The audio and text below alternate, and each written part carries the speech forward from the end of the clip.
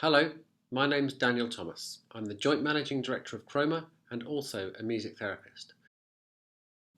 Seb has asked me to put together this short little video presentation about the way music therapy can be used to support members of the emergency services process the psychological and sometimes traumatic impact of your day-to-day work.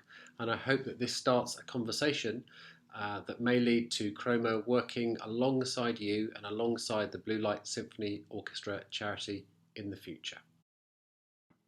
Music therapy is one of the allied health professions, and it sits alongside other professions such as paramedic and is regulated by the Health and Care Professions Council. So very much we are on the same professional level. I want to show you now a clip of a patient in an fMRI scanner listening to a piece of music. What you'll see in the clip is their brain, which has been modelled by a computer, responding to the music that you're about to hear. The colours on the brain, which are red and blue, just refer to the areas of the brain that are being stimulated at any given time, so the on-off of the brain.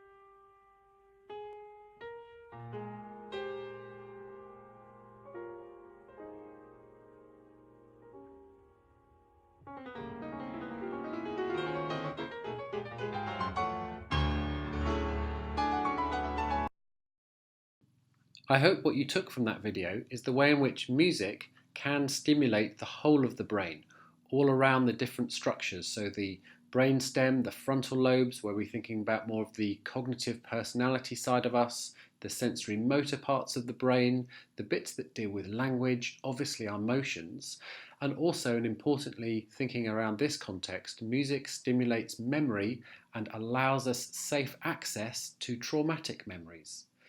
Music therapy has a long and successful tradition working within military and veterans populations in the States, and that's developing a bit more so now in the UK. But we also believe that music therapy as a tool to enable members of the emergency services to process day-to-day stresses and traumatic memories, that it can be a very effective approach here too. And what we know about different types of memory is that normal everyday memories are stored in a different place to traumatic memories. And traumatic memories don't usually have lots of language associated with them. They're more visceral, more raw. So it can be really difficult to enable someone to start talking and processing about a traumatic memory because in a way they just don't have words connected with that memory. But research and our practice in NHS hospitals and private hospitals around the country does show us that music can bypass cognitive appraisal to be used almost directly to do some of that emotional processing, bringing some of the traumatic memories safely and slowly to a place where somebody can then start to describe them. Sometimes it's very, very difficult to find words for things, but when words fail, music can speak.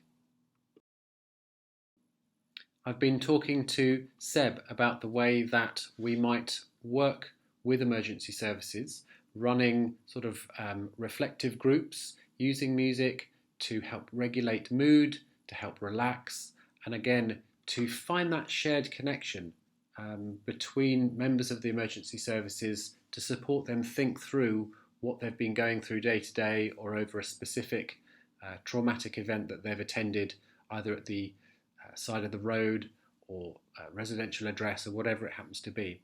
So again, research and practice shows that it's a very well evidenced non-pharmacological approach that has no side effects to working around mood, arousal, relaxation and managing pain and anxiety. I want to leave you now with a very short video taken from a military music therapy program called Semper Sound. Clearly this is veterans talking about their access to music therapy programs to help working with diagnosed post-traumatic stress disorder. some have got mental health issues and other psychological ailments related to the combat stress and day-to-day trauma that they faced.